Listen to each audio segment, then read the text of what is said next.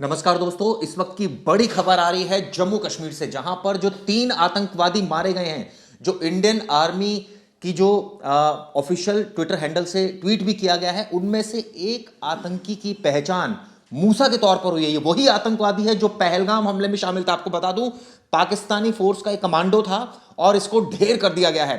थोड़ी देर पहले ये खबर आई है जिसमें अभी तक ये कंफर्म नहीं हो रहा था कि ये कहा जा रहा था कि ये पहलगाम हमले से जुड़ा हो सकता है, लेकिन अब इसकी एक तरह से कॉन्फर्मेशन हो गई। प्रवेश, बिल्कुल। और देखिए, ये 26 लोगों की जो हत्या हुई थी पहलगाम में, उसका मास्टरमाइंड बताया जा रहा था और इसका पहले दिन से नाम चर्चा में था और बताया गया था कि इसी ने पूरी प्लानिंग की थी। इसी ने अपने साथ 2 लोगों को ट्रेनिंग देकर अपने साथ लेकर आया था। और देखिए, हाई लेवल पैरा कमांडो की ट्रेनिंग ली थी इसने। पाकिस्तानी फोर्स में था ये। वहां ट्रेनिंग लेने के बाद फिर इसने जो पाक ऑक्युपाइड कश्मीर है, पीओके, वहां इसने अपना जो साठगांठ है वहां आतंकी संगठन के साथ बिठाया। वहां ये लश्कर ए तोयबा के साथ जुड़ा और उनके साथ जुड़कर ये काम कर रहा था। फिर आपको पता होगा, भारत भी ये बॉर्डर के रास्ते से ही आया था और वहां से फिर इसने पूरी प्लानिंग करके पहलगाम के लिए 2 जो ओवरग्राउंड वर्कर्स थे उनके साथ मिली भगत करने के बाद इसने प्लान करके पहलगाम में हमला किया था। अब ये भारतीय सेना और भारत के लिए अभी इस समय की सबसे बड़ी खबर है और सबसे बड़ा अचीवमेंट में, क्योंकि यही बहुत दिनों से फरार था और इसी की तलाश में हर जगह जो सीआरपीएफ है, आर्मी की जो अलग से जो बटालियन है, वो इसकी सर्च ऑपरेशन में लगी थी। इसी को ढूंढा जा रहा था काफी दिनों से।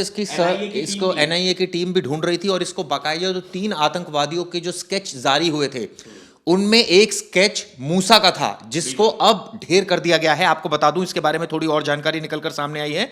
ये पाकिस्तान में पूर्व सैनिक रहा है और यहां पर ये कठुआ और सांबा सेक्टर में वहां से घुसपैठ करके ये भारतीय सीमा में इसने प्रवेश किया था। इसके बाद ये बता रहे हैं कि इसने राजौरी पुंछ के डेरा की गली इलाके में एक्टिव हुआ था और वहां से एलईटी मॉड्यूल के साथ ही जुड़ गया था। ये भी पता चला है कि ये पैरा कमांडो है, विशेष रूप से स्पेशल सर्विसेज ग्रुप जो है एसएसजी, उसका ट्रेंड एक कमांडो था जो कि यहां पर घुसपैठ करके आया था और ये पहलगाम हमले में शामिल था। यानी क्या प्रवेश ये कहा जाए कि जो आतंकवादियों ने गोलियां बरसाई थी उनमें से एक था मूसा? हाँ, मुख्य आरोपी बताया जा रहा है कि वो जो जिस वक्त ये आतंकियों ने हमला किया था, उस आतंकी में मूसा का नाम सबसे पहला था, क्योंकि बहुत लोगों ने उस चीज़ पे हामी भरी थी कि हाँ, मूसा का इन्वॉल्वमेंट है। और जो आईबी के इनपुट्स थे, जो एनआईए के इनपुट्स थे और जो रॉ के इनपुट्स थे, उन सब चीज़ों से एक चीज़ कंफर्म थी कि मूसा ही मेन मास्टरमाइंड था इस पूरे घटनाक्रम का, इस पूरे आतंकी हमला का। और क्योंकि एक तरह से देखा जाए, हमारे भारतीय सेना की बड़ी जीत है,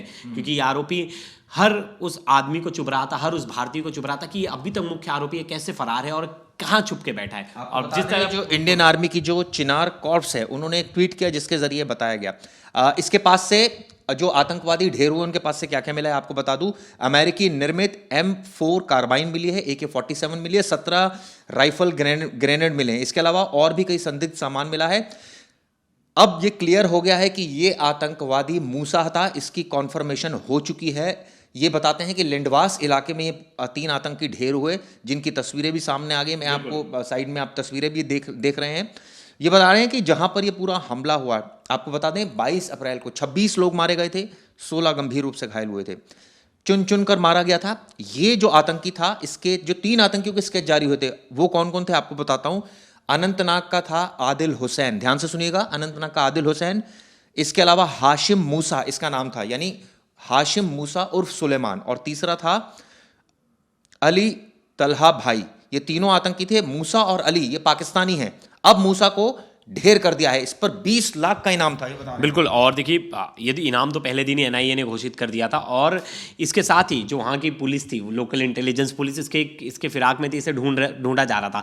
अब एक चीज़ चिराग जी थी कि ये इतने दिन तक ये गायब कहाँ था। और देखिए, पहलगाम से ज़्यादा दूर नहीं है, सिर्फ 10 किलोमीटर दूर है जो लिंडास जो एरिया है।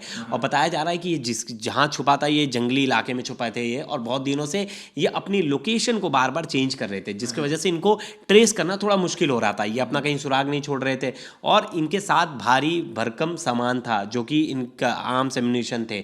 और अब आप बोलोगे ये जंगल में सर्वाइव कैसे कर रहे थे, क्योंकि खुद ये एसएसजी में था, स्पेशल सर्विस ग्रुप जो है पाकिस्तान का, जैसे हमारे भारत का है एसपीजी, उसी तरह का एसएसजी ग्रुप का ये खुद एक ट्रेंड कमांडर था। तो इसे पता था कि कैसे हमें जंगल में सर्वाइव करना है, कैसे एकदम हार्ड सिचुएशन में हमें कैसे सर्वाइव करना है, ये सब चीज़ें इसको पता थी। तो जंगल में सर्वाइवल की ट्रेनिंग इसने ले रखी थी, जिसके वजह से ये इतने दिन से बच के निकल और रहा आपको बता दूं, दरअसल श्रीनगर में एक जगह है लिंडवास, उसके पास है हरवान इलाका, वहां पर है डाचीगाम नेशनल पार्क के पास ये ठिकाना था आतंकियों का, जहां ढेर किए गए। तस्वीरें भी सामने आ गई, वो तस्वीरें हम आपको नहीं दिखा सकते क्योंकि वो तस्वीरें काफ़ी विचलित कर सकती है। ये जम्मू कश्मीर में इलाका है जहां पर ये श्रीनगर है, जहां पर ये पूरा ऑपरेशन सेना की तरफ से चलाया गया है। ये बताते हैं कि इनके पास से, जैसे मैंने बताया, कि कार्बाइन्स मिली हैं, 47 मिले हैं, ग्रेनेड्स मिले हैं और वहाँ पर सुरक्षा काफ़ी बढ़ा दी गई है। और जिस तरह से प्रवेश खुद बता रहे थे कि 10 किलोमीटर के दायरे के अंदर अंदर ये छिपा हुआ था, यानी कि आप सोचिए कितने दिनों से इसको खोज रहे हैं। और देखिए बहुत इसी के इस पहलगाम हमले की वजह से कितना कुछ ऑपरेशन हुआ, ऑपरेशन सिंदूर हुआ, कितने आतंकी संगठन के जो ठिकाने थे पीओ के, पाक ऑक्युपाइड कश्मीर के आसपास जो भी थे, उन ठिकानों को निस्तनाबूद किया हमारी भारतीय सेना ने, भारतीय वायुसेना ने, और ड्रोन के मदद से। तो कहीं ना कहीं जो मुख्य आरोपी थे, जब तक वही पकड़ में नहीं आए थे, तो एक तरह से ये चैलेंजिंग पार्ट था। ये चैलेंजिंग पार्ट था सबके लिए, सेना के लिए भी, कि अभी तक ये कहाँ गायब हो गए, ऐसी कौन सी जगह भाग गए।